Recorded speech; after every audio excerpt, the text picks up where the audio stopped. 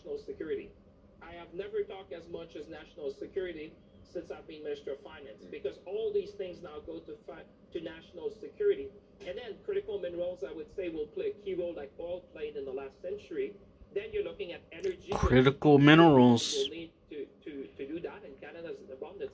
And lastly, for us, listen, we're the only G7 country with a free trade agreement with all the other G7 nations. So you will never see me talk about Canada as a country of 40 million people. But I'd say this He's talking about Canada. Differential market access to 1.5 billion people, and that is not lost on the mind. And you'll hear from the colleagues from the corporate world. But when you talk to CEOs today, what do they want? Stability, predictability, and the rule of law.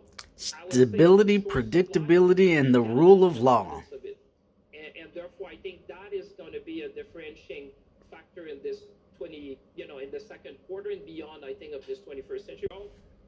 So we're sitting here consuming. This is our content. This is a part of our Consume Digest for today, January the 20th, 2026. What we have lived to our life is not going to what we're going to experience. So we're gonna take some time to put up, to make some interesting culture commentary points related to people and their discussions, but we haven't found a time to really jump in yet. I'm glad to hear the note of optimism, because, boy, do we need it these days. So thank you for that. Kathleen, I want to turn to you, because you're a professor of law, you're an expert on trade law, but you also used to work at the office of the US Trade Representative, so you've seen trade policy making from the inside. Now, I mentioned the Washington Consensus. It's probably been more comprehensively rejected in Washington than anywhere else.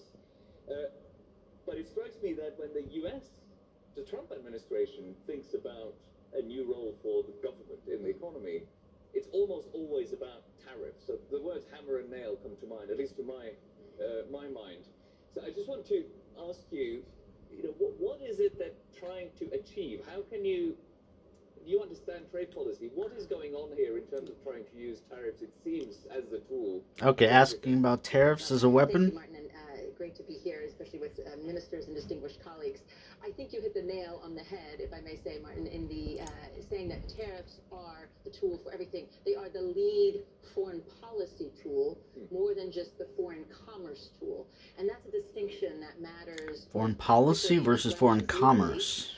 And so you see partners coming to the table at our so-called deals, deals that cover much more than just trade, deals that are now the focal point for much of our foreign policy, and they're quite diverse at that.